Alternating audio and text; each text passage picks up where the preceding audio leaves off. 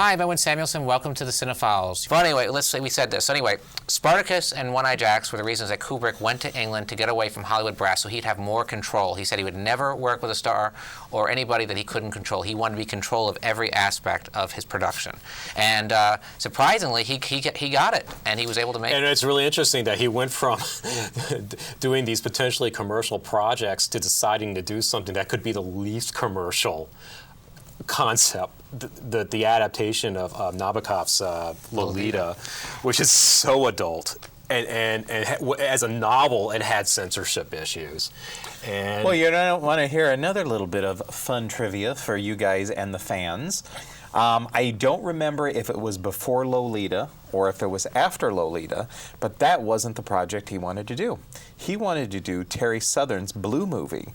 Was that then? I thought he wanted to do that I think later. That was later.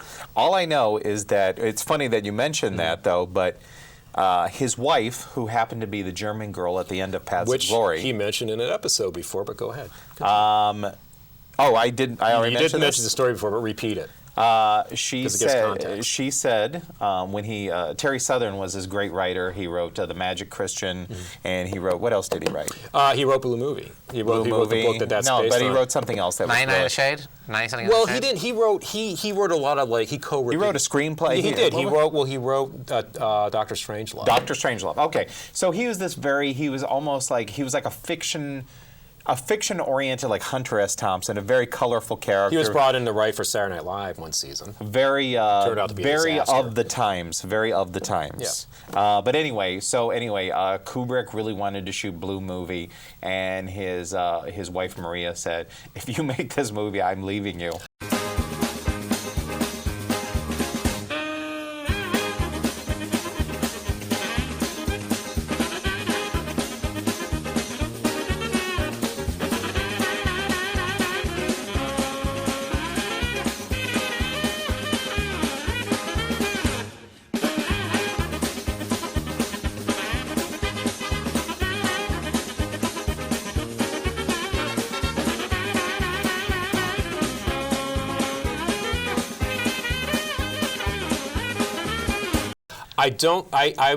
I might be wrong about this. I don't think that happened during this period of his career. I think he wanted to do it sometime after Clockwork Orange. Well, because I maybe. think the other concept behind this is the story I heard too, that he had this dream of making a porn film, but as a big studio picture with like famous movie people and stuff like that. Yeah, he liked that idea. He liked making, but that kind of went with Kubrick in this period that we're starting with Lolita. He liked the idea of pushing the envelope.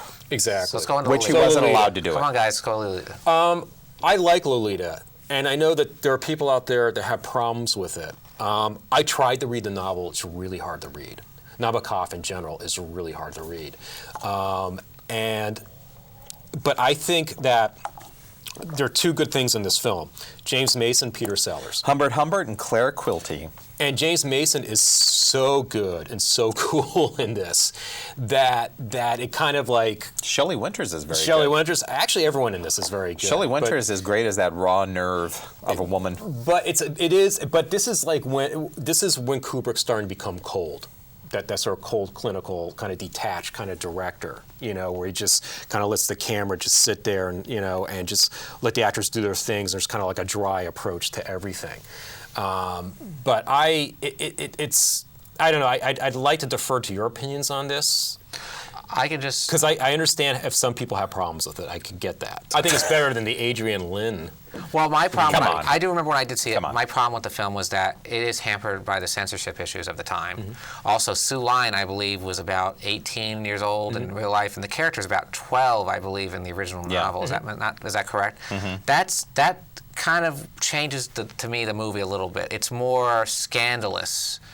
Well, I think they did a good job portraying her as younger than being the actress herself was 18, but they did a good job. I thought they did a good job portraying her younger than that. I don't think they shied away from that. You know what's so funny though is that the Sue Line actually became a real problem person in real life, married a murderer in jail, and I guess she's a very troubled person. He was murdering people in jail? No, I mean, he was a murderer that guy. went to jail? She met a guy through like a She didn't have much of a career pen paling. after But you're- Lolita. But I think I'm not to go to subject. I think that she's a dark person in real life. So what you're saying is you didn't believe, you didn't buy that she was younger than how she was cast? I did, but yet it just doesn't feel genuine. There's something I don't know. I just remember I did not like. I don't know. I felt the censorship. I felt that he didn't. If he made it a few years later after the Reigns Code, it could have been a completely different movie. I think even you give me that. The way I felt about Well, in Lolita. some ways, I thought it was a good film because he had those censorship. Because then he could like do little teasing, He had to be little more creative, you subversive think? stuff and be more creative. Yeah. The way I felt about Lolita is I think that it is Kubrick's most complicated film. Because you watch this film and you have these preconceived notions about certain things with morality, I guess, just in general, without having to worry about censorship. But you work your way around these things, and you got to realize the quote-unquote hero of the film, Humbert, is a pretty loathsome character. Yeah. And Well played by Peter Sellers. no, that's Claire Quilty. I'm sorry. Yeah. Claire Quilty And then is a good Claire film. Quilty comes into the picture, and you're thinking, I didn't think you could get any more loathsome Yes. than Humbert, but somehow Claire Quilty comes along, and he's even a bigger creep than Humbert. And and you see that the character of Humbert is really resenting and hating this because he's more of a pure form of this creep, I guess, for lack of a better term, and really wants, later on we see revenge on him. You know, but what's so funny is that And Peter Sellers does such a Don't spoil it for me. I haven't seen it for a while. no, but it's such a strange performance. But yet it works. It's strange, but it works. Well, what do you think of the movie? I mean, do you like the movie? I think it's very well shot. I think at times it's a little long, but I don't know if it, in terms of me being bored with it, or like I said, just trying to wrap my mind around what some of the plot I structure would say the is. biggest flaw of the movie is that there's a lot of stuff going on that just goes on and on and on Yeah. in the film. It I don't- meanders a little I bit. love the premise of the film that serves subversive take on, like, sort of challenging your sense of morality in terms of where your sympathies lie and all that stuff. But I think there's like a lot of stuff in there that's kind of redundant. You know, for example, I find myself waiting for a very long time for Shelley Winters to be out of the picture. I found that it started dragging about 3/4 in towards the end because I felt that it felt like, well, like you said, it was a little bit redundant, but I felt too that they were stretching things out a little bit, and then you had the confrontation at the end, and even then I felt like it was a little bit forced.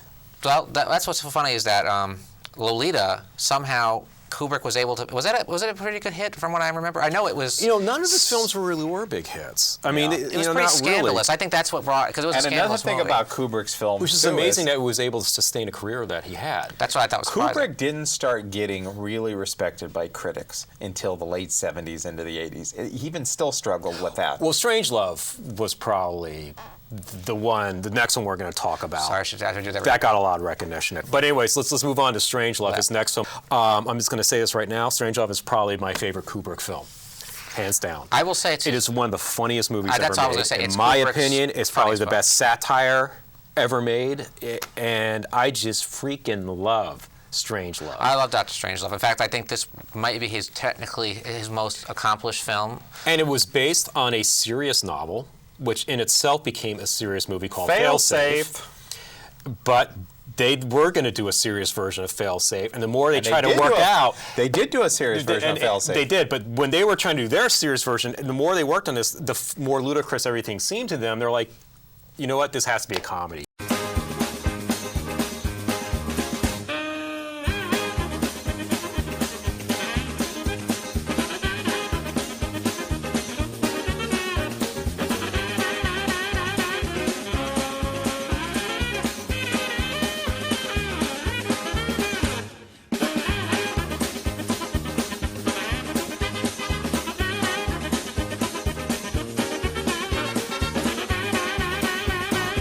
Kubrick loved the book.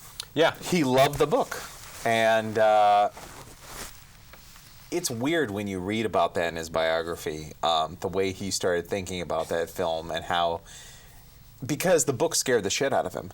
And that's why Kubrick wound up in England, because he was so scared of nuclear holocaust. So it's even funnier to know that he's going to take something as serious and dire as nuclear holocaust and make a comedy out of it when it scared him shitless in the first place. Well, you know what's so funny is that I just think it's just so outrageous to film that I don't know how he's able to make this. He somehow makes a serious tone. The film feels very serious, but the actors are playing it in such a way where it's just done so dry and so straight-faced that it's funny. And we mentioned this in previous episodes. One of the biggest sins in Hollywood I know where you're history going with this. is that Peter Sellers did not win the Oscar for Best Actor. He should have won 2 And you know who Oscars. won that It year? went to fucking Rex Harrison. My Fair Lady. My Fair What a Lady. piece of shit movie. Holy shit. His performance in this film is probably one of the best film performances. Eric, take that back. Ever. No, take that back. But no, both of his performances, because I consider them two All different three of his performances. performances. That's right, All all three of three. his Excuse me, performances. all three It of was them. supposed to be both. 4. It was Three. supposed to be Sorry, 4 four. Sorry, performances. three, He was three. supposed to play the Slim Pickens part too, My and he favorite- hurt his back, and so that part went to Slim Pickens. I think, well, I'm happy in the way that happened. Slim Pickens is great. I'm kind of glad I did too, because Slim Pickens is Kong. great, His and it's Kong. just been too much. Hey. But holy shit, I mean, his. Wait, what was your out of the three? What was your favorite? They are I know. all My favorite is they the are, I Nazi. don't have a favorite. I don't have a favorite because they're all so different, and he's so on the money with each character. His President of the United States character is amazing. That whole thing when That's he's on my the phone favorite. trying to talk to the Russian Prime Minister. Okay, Dmitry. I like you too, I like you Dmitry. too, That is Dmitry. my favorite line in the whole film. And Yeah. I give credit to Peter Sellers with that American accent is flawless. Yeah, Peters, and then even when Sellers plays the British RAF guy, trying to bring Sterling Hayden to his senses, the famous line, you know, When he admits to Sellers that in the course of lovemaking he realized that we were being poisoned with the fluoridization of water. and Sellers express. You see that expression? He has a perfect look of a person that's really losing his patience, but getting more and more horrified with what he's hearing and trying desperately to hold it together. And there's that whole sequence when he's trying to get a coin so he can call the home office. But it's not just. And Keenan Wynn is just like watching over him because he's trying to like get into the soda machine. It's just And he wants comedic to, brilliance. and Keenan Wynn wants to arrest him for damaging government property too. But outside of Sellers, there has to be a special shout out for George C. Scott, George C. Scott was great. who is also hilarious in this. And a man not even known for humor, really. And it's such a smart movie. It's just a really intelligent. Arguably his smartest film. Arguably. Yes, I'm would going to say, agree with that. I will say, the one thing that surprises me is that Kubrick, as we're talking about, Kubrick is perhaps the most versatile director who's ever lived. He's done every single genre and never ever repeated himself. It's like somebody has every movie. It's like a different Kubrick. That's what I admire about this. This is his first real out comedy, and it is a funny movie, as you're saying. In fact, the One end, after another, after every another, joke after hits. another. It hits and it hits. And in fact, the ending, which I think is perhaps the finest ending of any of his films. Well, that with- speech with- that with- Strangelove delivers at the end, explaining like what will have to happen, you know, And the ratio of men to it's women. the most perverse speech. Yeah, the ratio of men to women, and it's so funny. It's obviously he was a very sick genius, because that is a genius. I think I and there's that the whole story about the famous pie fight. Yes. They apparently shot, but I've never seen any actual footage. you or, do or see stills. the pies in the background, but they're never used in this pie fight. I would be interested. I would love to see that. You'll never see it. But Well, also, one great thing that I'm sure both you guys, since you're both fans of the film, as am I, one great thing for you to, when you watch the DVD movie, to sit there and watch the Russian premiere as Dr. Strangelove is giving his speech at the end. The Russian premiere cannot hold a straight face to save his life. He looks like Harvey Korman from the old Carol Burnett show. He is trying so hard not to laugh. And I think they even have a shot of George C. Scott, who might be cracking up too. But watch the Russian premiere. He is fantastic because he is trying so hard not to laugh. And another great classic scene he was is... the Russian ambassador. He was the ambassador. Oh, I thought he was the And premier. I have to give credit too. I think a lot of this film also goes to Peter Sellers, because Kubrick was very known for telling everyone to follow the script exactly to the T. Every T crossed and every I dotted. However, he let 2 actors improvise in his films, and one of them was Peter Sellers. So a lot of this dialogue that you see in the movie was improvised. Who was the other actor? Was R. Lee Ermey in Full Metal Jacket. Okay. What about And in fact, they had to go around and write the script afterwards, like because they loved it so much, they had to have someone follow around. another classic moment from Dr. Strangelove, lest we forget, is Slim Pickens reading the list from the survival kit, which is great. I love That's Slim- awesome. I In fact, love Slim My Pickens. least favorite line of the film is like the most famous one. Gentlemen, stop fighting. This is the war room. Yeah. You know, and that's still a funny line. But there's so much. Oh God, I love it. He gets about 5 or 6 off the list, and he'll shoot. This would be good for a hell of a weekend in Las Vegas. I love Slim Pickens. In fact, thankfully this film got him some other roles in some other good movies. In fact, some of them not so good. In fact, I think he plays the similar type of character in that piece of shit 1941. Goofy, but of course not as well as in this one. Dr. Strangelove is definitely, I think it's Kubrick's only comedy really. And Well, Lolita's a comedy, well, this one's more all out outrageous but comedy. this is like his only satire. Yeah, it's a brilliant Out and satire. out satire. You know why it's a good satire? Because it's smart and it's played the way it's just. It's the a tone. burlesque.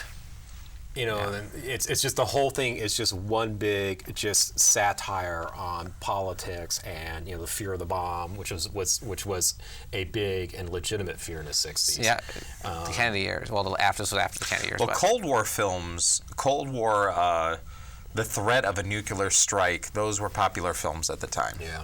well, I will say. And then you watch Failsafe, and it's hard. And Failsafe is actually a pretty good movie. Sidney But it is Lumet. hard to watch But it. it's hard to watch Failsafe after.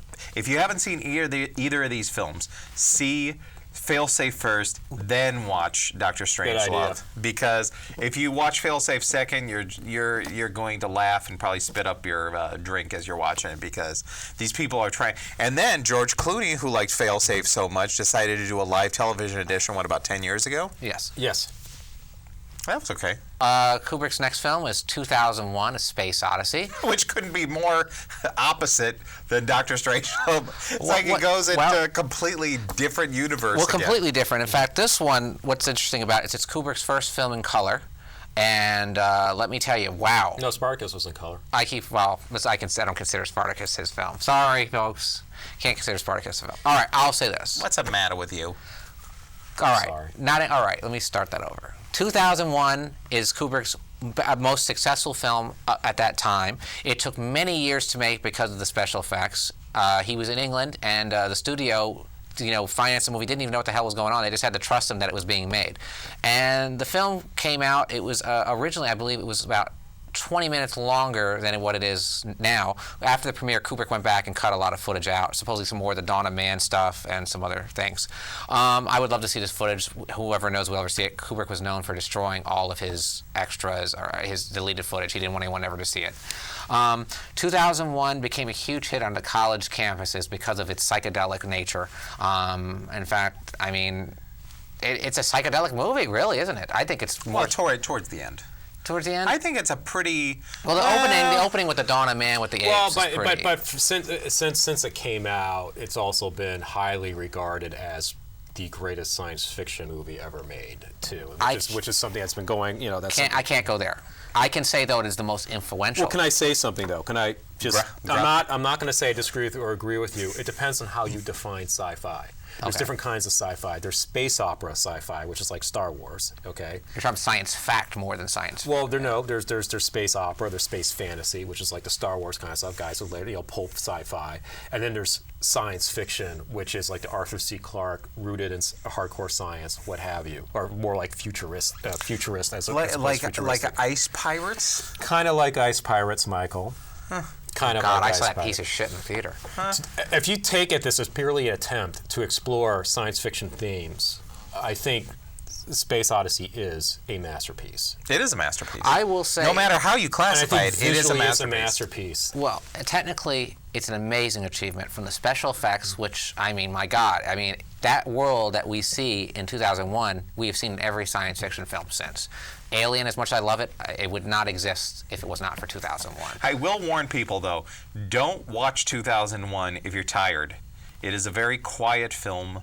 It is a very cold film. It's maybe his coldest film. And don't watch the film if you take acid and your name is Dave, or you'll be freely freaking fucked out of your mind. No, actually, acid might be good for this one.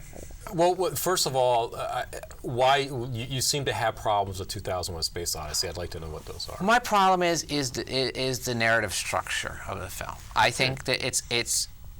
I respect everything that it does. It's a really easy film to admire what it's, but it's a hard film for me to love, to use that old saying. Do you think it's because it's too cold? I think it's just. It seems like it doesn't it's a whole involve bunch. the viewer as much as you would like. There's not much dialogue in the film. In fact, if I'm not mistaken, there's no dialogue Well, in the film. you're really only following two characters, the two astronauts, Dulia, and who's the other one? You don't think the structure of the narrative is in the visuals, that he specifically chooses specific visual set pieces to give you meaning.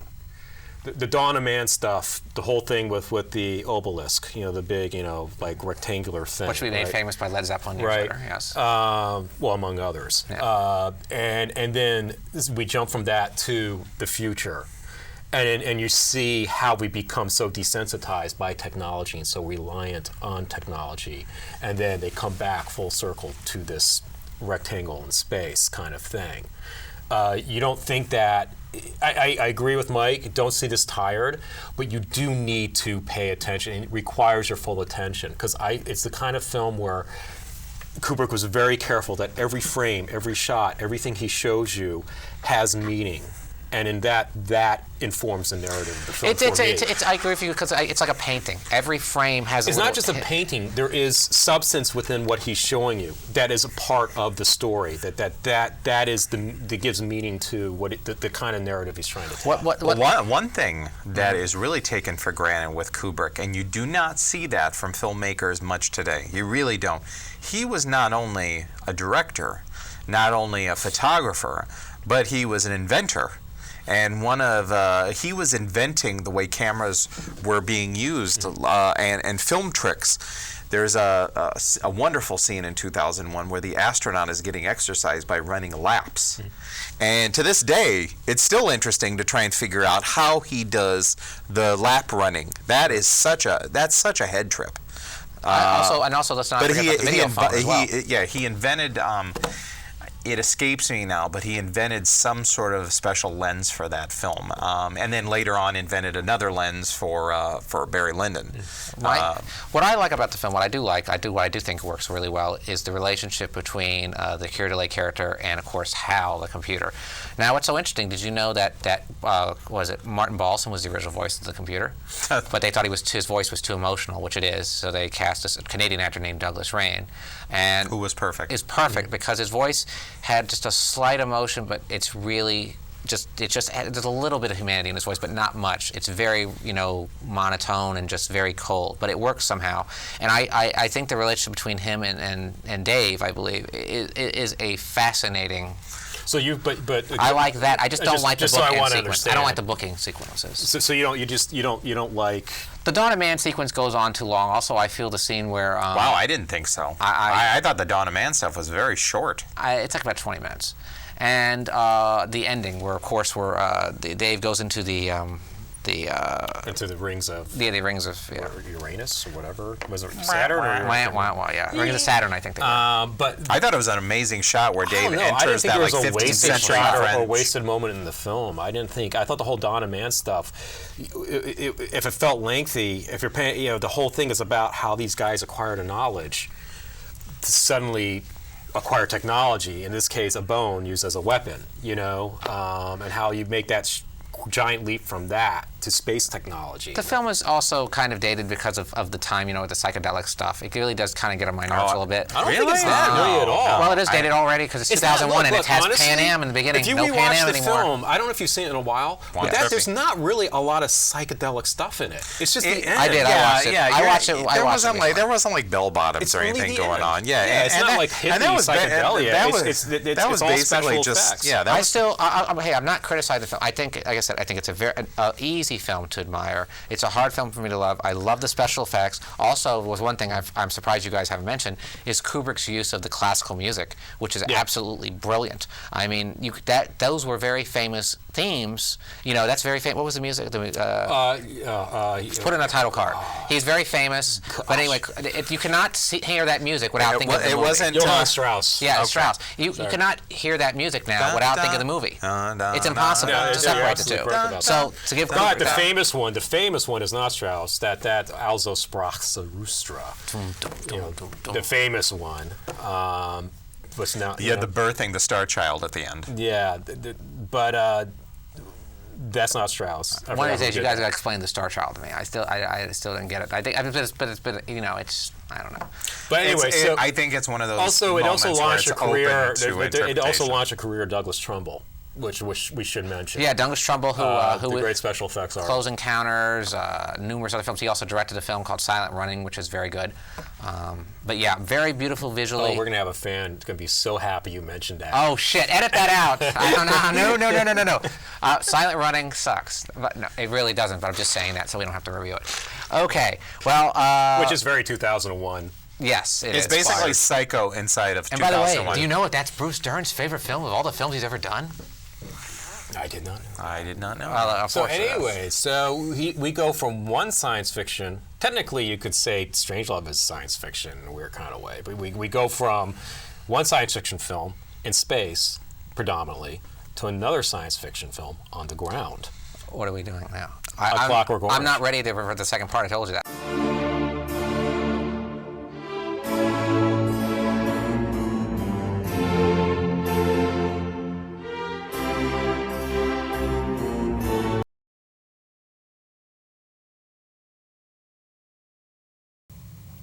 Kubrick's stare.